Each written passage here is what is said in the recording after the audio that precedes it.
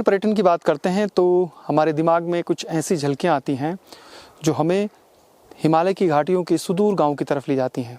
नमस्कार साथियों, मेरा नाम है संदीप गुसाई और ग्रामीण पर्यटन को बढ़ावा देने की हमारी जो मुहिम है वो अब पहुंची है उत्तरकाशी जिले के एक रिमोट विलेज में जिसका नाम है सर, और इसको उस पट्टी के नाम से भी जोड़कर देखते हैं तो पूरा नाम होता है सर बडियार। तो चलते हैं आज हिमालय की घाटी में बसे एक ऐसे ही दूरस्थ गांव की सैर पर।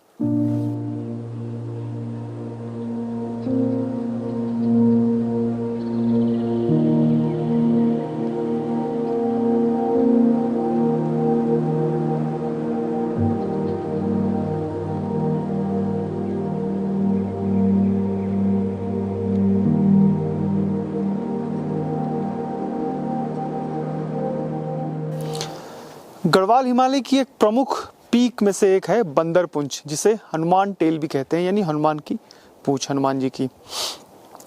जब हम इस प्रोमिनेंट पीक को देखते हैं तो बिल्कुल वैसा ही आकृति दिखाई देती है। बंदरपुंछ उत्तराखंड के जो उत्तरकाशी जिला है उसकी जो बड़कोट यानी यमुना वैली है उसमें स्थित है। इसके दो प्रमुख पीक हैं। पीक फर्स्ट जो है वो 6302 मीटर है समुद्र तल से ऊंचाई उसकी, और पीक जो सेकेंड है उसकी समुद्र तल से ऊंचाई है 6102 यानी 6102 मीटर समुद्र तल से। और इस पीक में क्लाइम भी बहुत पहले हुआ था। जब हम यमुना नदी की बात करते हैं तो यमुना नदी का जो प्रमुख उद्गम स्थल है वो भी बंदरपुंछ जो एरिया है उसके जो पश्चिमी हिमनद है वहाँ से उसकी एक धारा निकलती है, और जो दूसरी धारा है वो कालिंदी नदी में मिलकर फिर यमुना नदी में वो समाहित हो जाती है और आगे जाके फिर वो यमुना नदी माँ गंगा नदी में शामिल हो जाती है। बंदरपुंछ देखने का सबसे अच्छा जो समय है वो है नवंबर से लेके मार्च तक। उस समय आपको पूरी पीक्स दिन भर बिल्कुल साफ दिखाई देती है।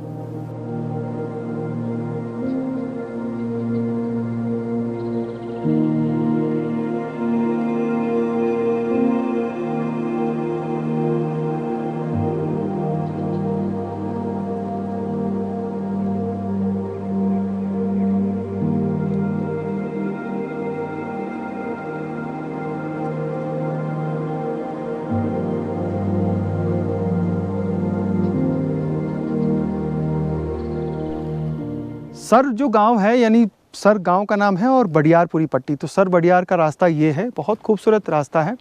और जो सरनौल गांव है वहां से करीब 5 किलोमीटर की दूरी पर ये गांव बसा हुआ है।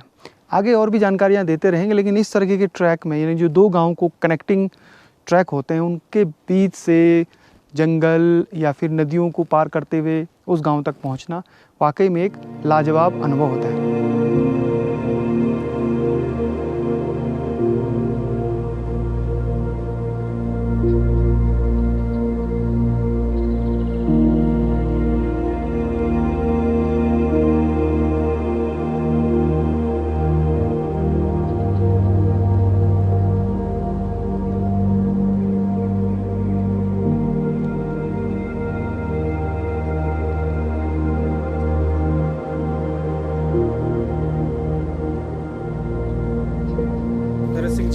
पूरा इलाका कितना अच्छा है और क्या क्या देखने लायक है यहाँ?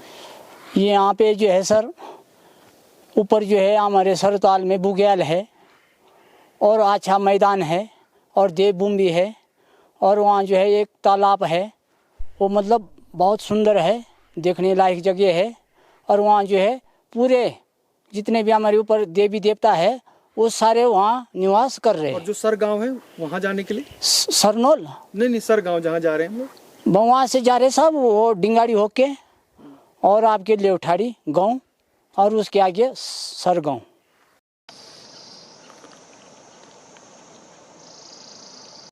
ये छोटा बच्चा है नंदू।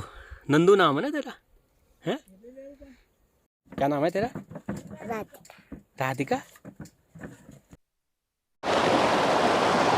तो ये नदी पार कर रहे हैं हम सर बडियार जाने के लिए। ये नदी है, आप सोचिए आपकी अगर कोई गर्भवती महिला है, कोई बीमार हो गया बच्चा या बुजुर्ग, तो बरसात के समय इन लोगों को कितनी मुश्किलों का सामना करना पड़ता होगा। और ऊपर एक ट्रॉली है, इमरजेंसी में उसको उपयोग किया जाता है। अभी तो पानी कम है, लेकिन इसी तरीके से आज़ादी के इतने सालों बाद भी इस गांव के लोग नदी पार करके जाने को मजबूर हैं।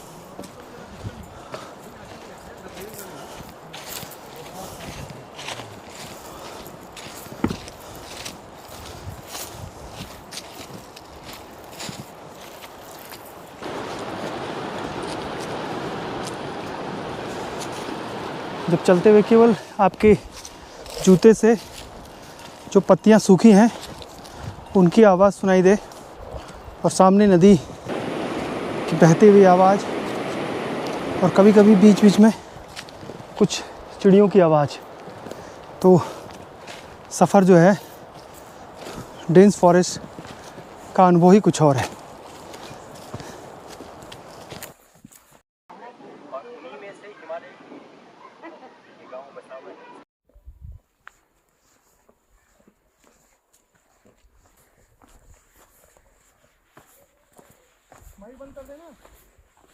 सरनौल से जो हमारी दूरी है करीब 4 किलोमीटर तय करने के बाद दिंगाड़ी एक गांव है, वहाँ पहुँचे हैं। और वाकई में जो पारंपरिक भवन हैं, पत्थर, मिट्टी और लकड़ियों के बने हुए, ये खूबसूरत गांव, पूरे पटाल देखिए कैसे, ऐसा लग रहा है कोई सीमेंट का घर है भी नहीं शायद यहाँ पे, जितने घर हम देख पा रहे हैं। और पुराने जो दूरस्थ गांव हैं उनकी खूबी भी यही है कि वहाँ पर जो पैतृक मकान हैं वही हैं। अब 91 में भूकंप आया था, देखिए इन मकानों को कुछ नहीं हुआ, और अगर यहाँ सीमेंट और जो सरिया हैं उसके मकान बने होते तो शायद सब जो मकान हैं, भवन हैं, उनमें दरारें पड़ गई होती। अब यहाँ से 1-1.5 किलोमीटर और है जो लास्ट गांव है सरबड़ियार।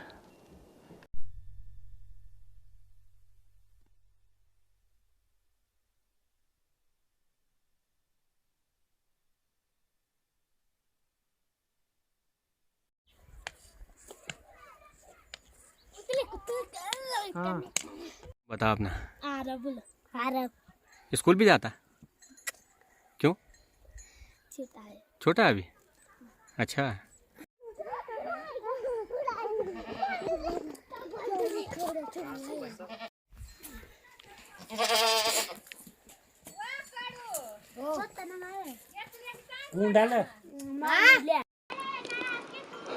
लो जी, पहुंच गए हम सरबड़ियार गांव, और गांव की पूरी डिटेल स्टोरी आगे बताएंगे।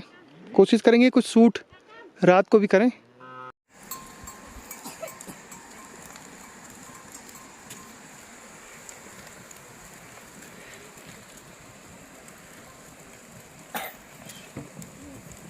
समझ गया था। बस बस ये काटने ना में तो बनाई थी थोड़ा।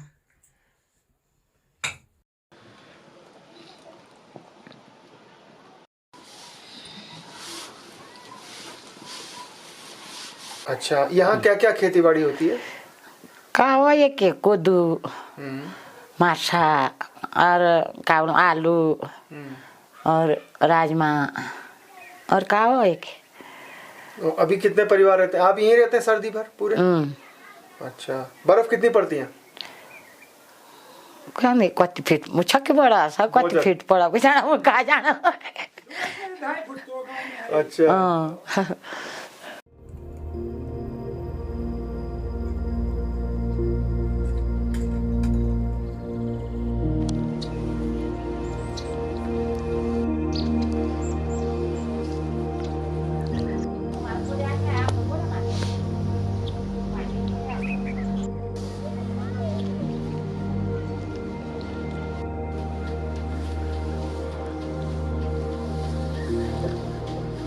नरेश जी, गांव में आजीविका मुख्य साधन क्या क्या करते हैं आप लोग? कुछ नहीं, ये साधन है भेड़ बकरी वाला, और कुछ नहीं, बस किसान अपना काम कर रहे हैं सर। खेती बाड़ी भी? कितनी बकरियां आप? मेरी 50 बकरियां हैं। 50 बकरियां हैं। भेड़े भी आप? इनको चुगाने जंगल जाते हैं आप? एक बकरी की कीमत कितनी होगी लगभग इस समय? अरे एक बकरी की कीमत सर ऐसी होगी 15-16 हजार। अरे नहीं, इतनी नहीं है। 10-15? हाँ 10 से 15 के बीच में। आपका 50 बकरियां हैं। 10,000 मतलब। अच्छा, भेड़ पालन बकरी पालन कम हो रहा है या बढ़ रहा है? कम भी हो रहा है, बढ़ रहा है अभी सर, कोई ले रहे कोई दे रहे।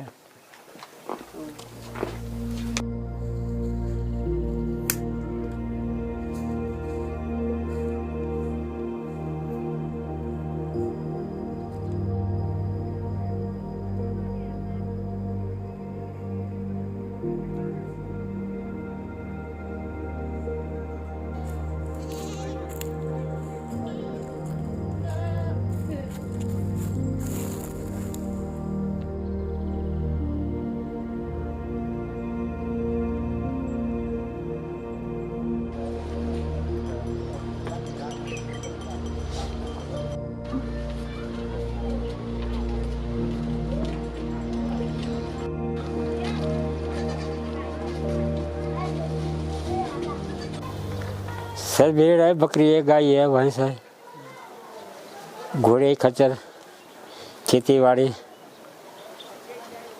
और गांव। सर गांव में कितने परिवार होंगे?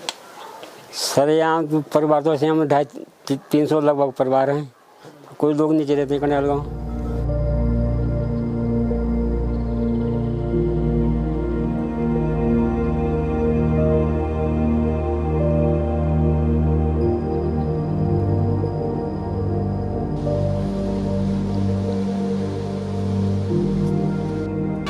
सर बडियार गांव में ये है प्राचीन जो कालिंग नाग का मंदिर, और कई गांव में टिहरी और उत्तरकाशी के कई गांव ऐसे हैं जहां पर जो मंदिर है वो नागों के ऊपर हैं, यानी नाग उनके प्रमुख देवता हैं।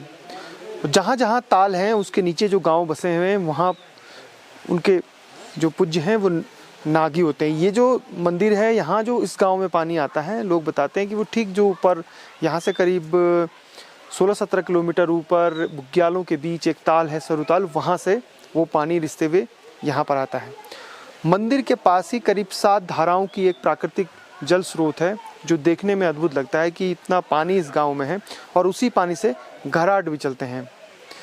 हर साल इस गांव में मेला आयोजित होता है। गांव से 3 किलोमीटर आगे मंदिर, एक और मंदिर है नाग देवता का, वहाँ पर पूजा अर्चना और कौथिग यानी मेले का आयोजन किया जाता है।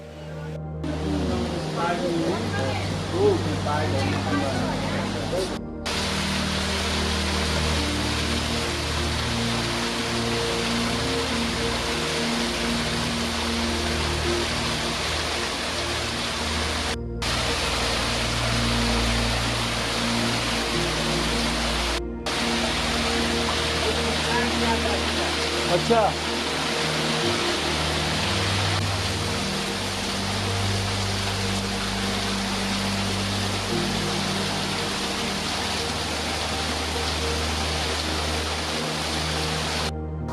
पर्यटन की कितनी संभावना है? अभी पर्यटन यहाँ कुछ नहीं है सर। यहाँ रोड नहीं है, हॉस्पिटल नहीं है, कुछ यहाँ जब तक रोड नहीं आई तब तक आता कौन। यहाँ पैदल मार्ग ज्यादा है, यहाँ रोड की कोई।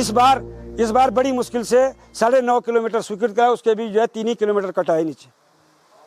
तो पिछली बार से 4 बार यहाँ सर्वे लोग आए, हम बड़े मुश्किल से बड़े आंदोलन किया, पेड़ काटे, जेल गए हम। हमारे लिए हमको 40 आदमी यहाँ से मुलजिम बने, 3 साल तक मुकदमा खेला सिसम कोर्ट में, तब बड़ी मुश्किल लोगों ने अपनी जान छुड़ाई, जबकि सर्वे हो रखा था। तो जंगलात वालों ने उलझा दिया। तो पर्यटन अभी कुछ नहीं है। पर्यटन जो भी आता होगा तो जो जानबूझ करके आता है, जिसको पता है वो यहाँ तक आता है, यहाँ से पूछता है सरताल कितना है। तो सरताल के लिए यहाँ से हमारे भेड़ बकरी वाले बुग्याल वाले जाते हैं, तो लोग उनके साथ जाते हैं। यहाँ से होगा लगा अब यहाँ से 3 किलोमीटर तो मड़केश्वर है आगे। इसी महाराज जी का मंदिर है जहाँ साल भर के बाद महाराज वहाँ जाता है और वहाँ पूजा लगती है, मेला बनता है पूरे 8 गांव का। 8 गांव हैं बडियार, 8 गांव हैं, 8 गांव नीचे रामासराय हैं। तो उस दिन मंदिर के जब महाराज बाहर निकलता है 15 गते जेठ को, तो सारे लोग इकट्ठे हो जाते हैं, सारे बाजी लोग इकट्ठे होते हैं। तब महाराज की डोली निकलती है, तब जाती है वहाँ पूजा लगती है और खूब मेला बनता है 15 गते जेठ को। तो यहाँ से 3 किलोमीटर तो है, उससे 3 किलोमीटर आगे जहाँ गाय भैंसी रहती है 3 किलोमीटर वहाँ से आगे है। तो अब लगा लो आप 6, और वहाँ से 3 किलोमीटर और ऊपर डोबलो का नाम है बुग्याल है। अच्छा, वहाँ से 2 किलोमीटर और आगे पुस्तारा बुग्याल लग गया। फिर पुस्तारा से 2 किलोमीटर आगे लग गया रतेड़ी, रतेड़ी से 1 किलोमीटर सरुताल।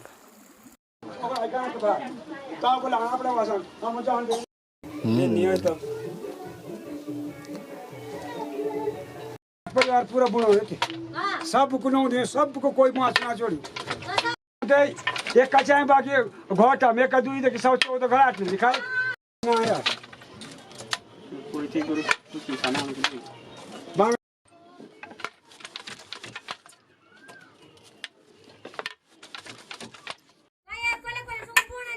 अरे सब ना सब 60 परिवार पूरा बुढ़ो थे। जितारू जी, कि आप क्या बनाते हैं, कैसे बनाते हैं, जरा बताइए तो। सर क्या कैसे बनाते हैं? पहनने के लिए बनाते हैं, कोट बनाते हैं, पखे बनाते हैं, बिंडी बनाते हैं और काटते हैं सर।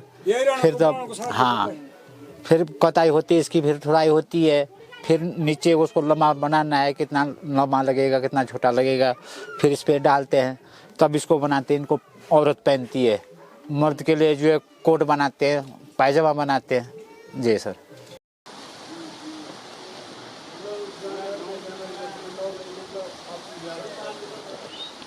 8 गांव रहते हैं बडियार में।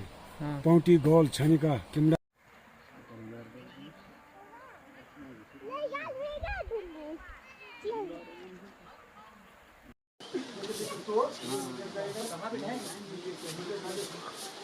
सरबडियार गांव इस वैली का अंतिम गांव भी है और समुद्र तल से इस गांव की ऊंचाई जो है वो 2323 मीटर है। मतलब सर्दियों में यहाँ पर बहुत अच्छी बर्फबारी होती है। सर्दियों का सीजन भी है और कभी भी जब पश्चिमी विक्षोभ आएगा तो इस गांव में बर्फ की सफ़ेद चादर उड़ जाएगी। इस गांव से करीब आधा दर्जन ट्रैक हैं, उसमें केदार कांटा है, सरुताल है, पुस्तारा बुग्याल है। उसके अलावा भी अनगिनत छोटे बड़े ट्रैक हैं और यकीन मानिए साहसिक पर्यटन के रूप में ये गांव भविष्य का एक बड़ा केंद्र बन सकता है। अगर यहाँ पर लोग, स्थानीय जो गांव के लोग हैं, होम स्टे शुरू कर दें और अब सड़क तो आ ही रही है तो लोग यहाँ से भी फिर केदार कांठा जा सकेंगे।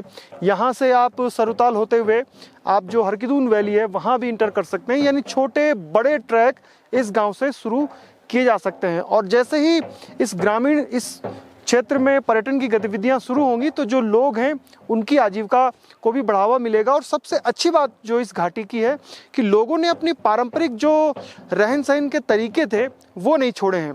वो भेड़ बकरी पालन भी हो रहा है, उनसे जो ऊन है उनसे कपड़े भी बन रहे हैं और जो परंपरागत तरीके हैं रहने के वो भी हैं। और सब उससे भी अच्छी बात है कि गांव में मकान जो हैं वो अभी भी पारंपरिक लकड़ी, पत्थर और मिट्टी के बने हुए हैं। तो कर दो रहते ये गार बिना आज तो थोड़ा कम हो गया, नहीं तो बहुत ज़्यादा।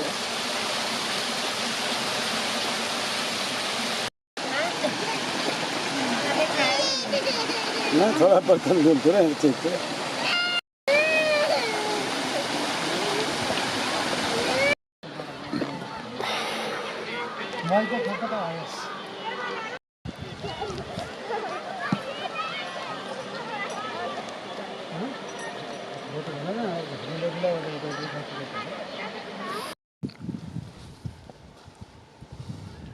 पठाल से लेकर हर चीज दूर से लगता है कि ये 2 गांव हैं, एक गांव है पर है हम 2 गांव।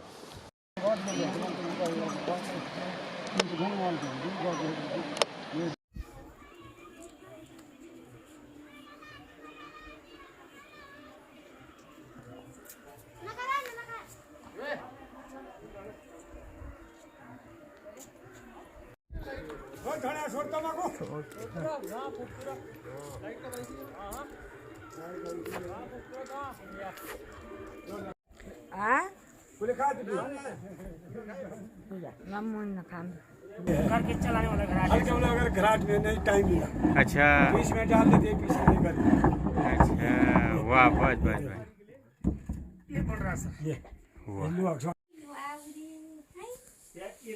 खड़ो करो बोल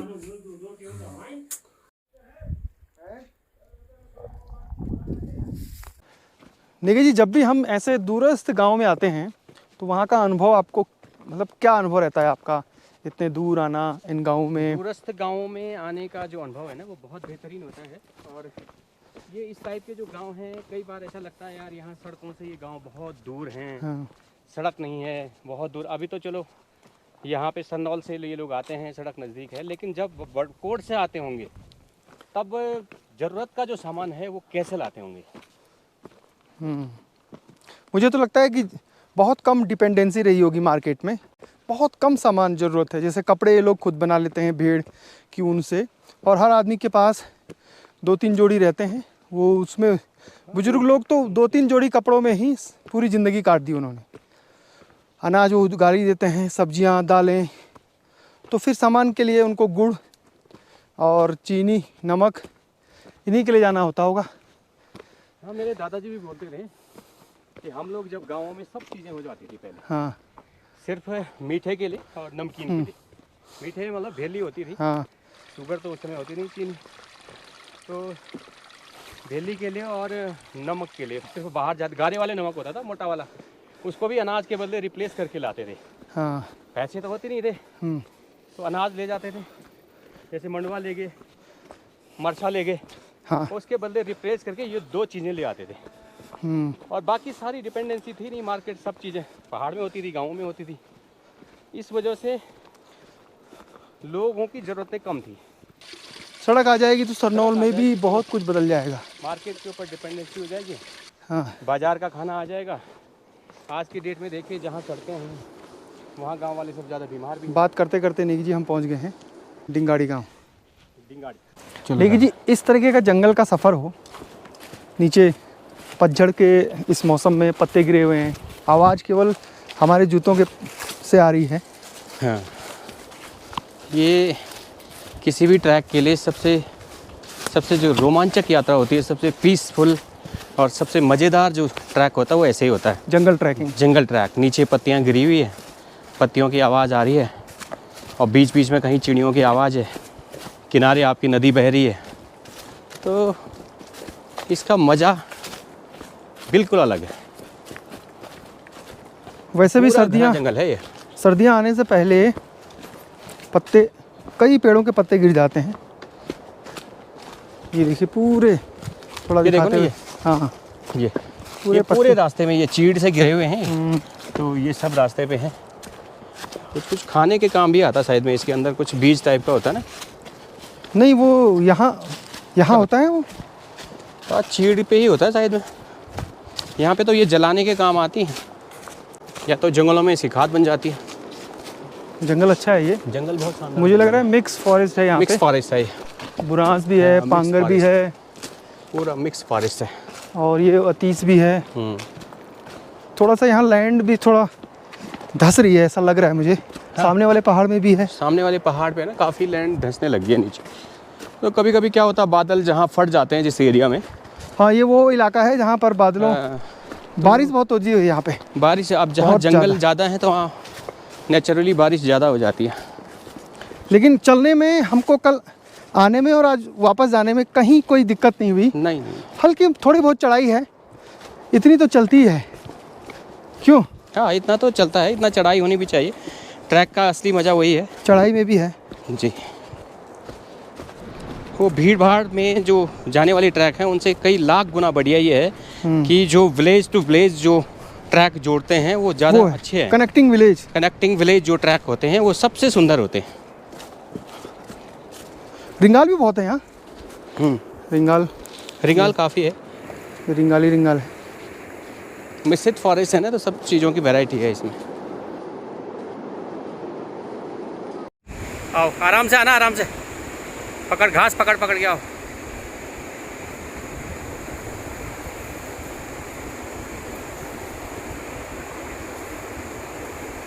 महानगरों में यही महीना होता है नवंबर का, जब प्रदूषण अपने चरम पर होता है, चाहे दिल्ली हो या एनसीआर या फिर और जितने भी उत्तर भारत के शहर हैं। और यही समय होता है पहाड़ों में गुनगुनी धूप का आनंद लेने का। मौसम बिल्कुल साफ़ होता है, धूप और जो इस समय का वातावरण होता है ना तो ज़्यादा ठंडा होता है और न ज़्यादा गर्म। तो ये मौसम पहाड़ों में सफ़र करने का सबसे बढ़िया मौका है। और ऐसे में अगर आप इंटीरियर के गांव में चले जाएं जहां पर बिल्कुल संस्कृति अपने मूल स्वरूप में है, आज भी मौजूद है, तो फिर क्या कहने हैं। सरबडियार गांव की हमारी ये कहानी आपको कैसी लगी हमें ज़रूर बताइएगा। ये पहली बार मैं इस गांव में आया था सरनोल से आगे, तो मुझे भी बहुत अच्छा लगा। कोशिश भविष्य में रहेगी कि यहाँ से हम सरुताल का जो रोमांचक सफ़र है वो कर पाएँ। इस गांव में पर्यटन की असीम संभावनाएं हैं और उन्हीं संभावनाओं को तलाश रहा है हमारा ये रूरल टेल्स का वीडियो। कमेंट करके हमें उत्साहित ज़रूर करिएगा। और अगर आपको रूरल टेल्स के वीडियो अच्छे लगते हैं, ज्ञानवर्धक लगते हैं, नॉलेजेबल लगते हैं, तो आप हमें डायरेक्ट फाइनेंशियल सपोर्ट भी कर सकते हैं। फिलहाल संदीप गुसाई को इजाज़त दीजिए। जय नंदा, जय हिमाल।